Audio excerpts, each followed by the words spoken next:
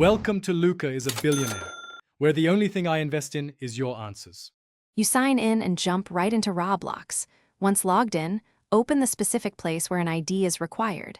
A game, decal upload, or audio tool.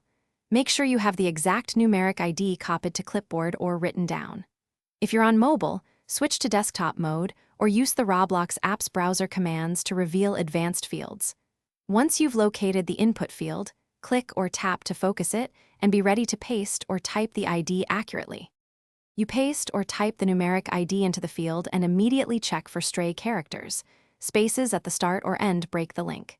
Next, confirm the ID corresponds to the correct asset type, audio versus decal versus model, because mismatched types won't load.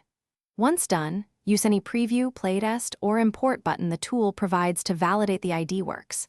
If a preview shows the asset, save or publish your change. If not, recheck the number carefully. You save or publish your change so the ID becomes active. Make sure to test in the context where it's used, such as running the game or viewing the avatar. If the asset doesn't load, reopen the asset page, copy the numeric ID again, and re-enter it. Accuracy is key. Also verify the asset isn't private, limited, or deleted because permissions prevent access.